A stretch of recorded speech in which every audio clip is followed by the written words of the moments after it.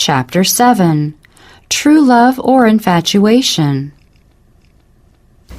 Love is a precious gift, which we receive from Jesus. Pure and holy affection is not a feeling, but a principle.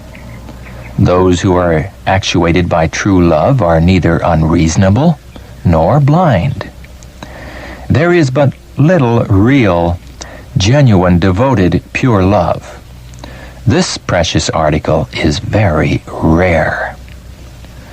Passion is termed love.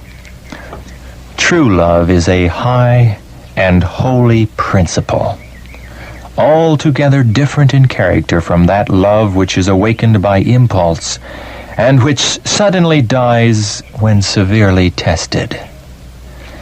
Love is a plant of heavenly growth, and it must be fostered and nourished. Affectionate hearts, truthful, loving words will make happy families and exert an elevating influence upon all who come within the sphere of their influence. Love is not unreasonable. It is not blind. It is pure and holy. But the passion of the natural heart is another thing altogether. While pure love will take God into all its plans and will be in perfect harmony with the Spirit of God, passion will be headstrong, rash, unreasonable, defiant of all restraint, and will make the object of its choice an idol. In all the deportment of one who possesses true love, the grace of God will be shown. Modesty, simplicity, sincerity, morality, and religion will characterize every step toward an alliance in marriage. Those who are thus controlled will not be absorbed in each other's society at a loss of interest in the prayer meeting and the religious service. Their fervor for the truth will not die on account of the neglect of the opportunities and privileges that God has graciously given to them. That love which has no better foundation than mere sensual gratification will be headstrong, blind, and uncontrollable. Honor, truth, and every noble, elevated power of the mind are brought under the slavery of passions. The man who is bound in the chains of this infatuation is too often deaf to the voice of reason and conscience. Neither argument nor entreaty can lead him to see the folly of his course. True love is not a strong, fiery, impetuous passion. On the contrary, it is calm and deep in its nature. It looks beyond mere externals and is attracted by qualities alone. It is wise and discriminating, and its devotion is real and abiding. Love, lifted out of the realm of passion and impulse, becomes spiritualized and is revealed in words and acts.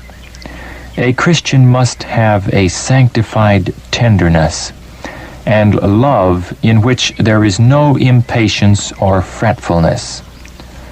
The rude, harsh manners must be softened by the grace of Christ. Imagination, love-sick sentimentalism should be guarded against, as would be the leprosy. Very many of the young men and women in this age of the world are lacking in virtue. Therefore, great caution is needed. Those who have preserved a virtuous character, although they may lack in other desirable qualities, may be of real moral worth.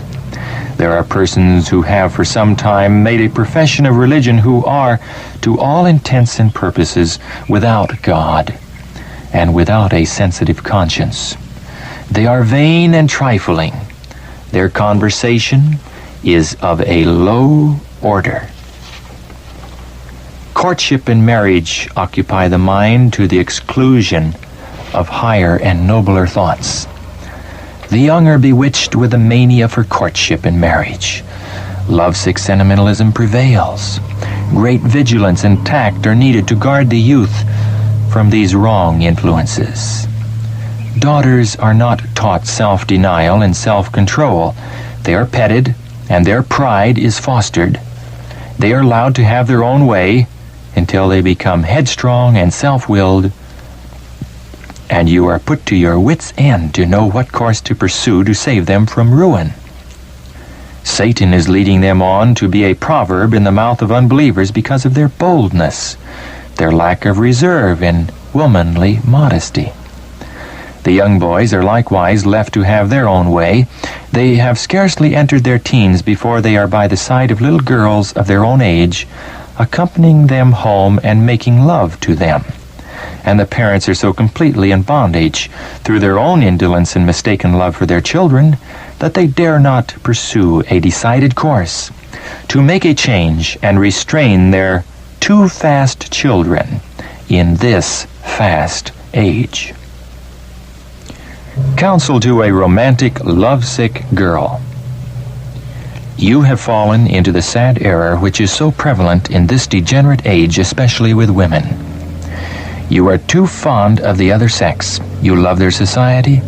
Your attention to them is flattering, and you encourage or permit a familiarity which does not always accord with the exhortation of the apostle to abstain from all appearance of evil. Turn your mind away from romantic projects.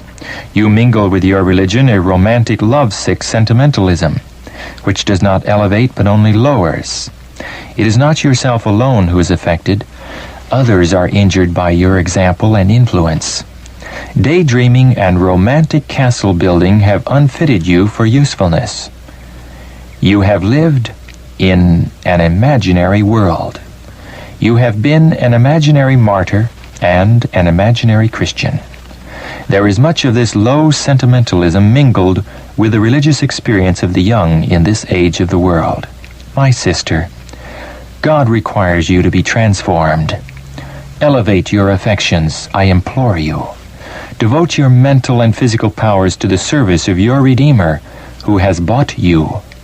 Sanctify your thoughts and feelings, that all your works may be wrought in God.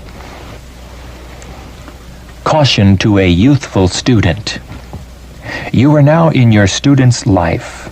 Let your mind dwell upon spiritual subjects. Keep all sentimentalism apart from your life. Give to yourself vigilant self-instruction and bring yourself under self-control. You are now in the formative period of character. Nothing with you is to be considered trivial or unimportant which will detract from your highest, holiest interest, your efficiency in the preparation to do the work God has assigned you. Results of unwise courtship and marriage. We can see that innumerable difficulties meet us at every step. The iniquity that is cherished by young as well as old, the unwise, unsanctified courtship and marriages cannot fail to result in bickerings, in strife, in alienations, in indulgence of unbridled passions, in unfaithfulness of husbands and wives, unwillingness to restrain the self-willed, inordinate desires, and in indifference to the things of eternal interests. The holiness of the oracles of God is not loved by very many who claim to be Bible Christians. They show by their free, loose conduct that they prefer a wider scope. They do not want their selfish indulgences limited. Gird up the loins of your mind, says the apostle. Then control your thoughts, not allowing them to have full scope. The thoughts may be guarded and controlled by your own determined efforts. Think right thoughts, and you will perform right actions. You have then to guard the affections, not letting them go out and fasten upon improper objects. Jesus has purchased you with his own life. You belong to him.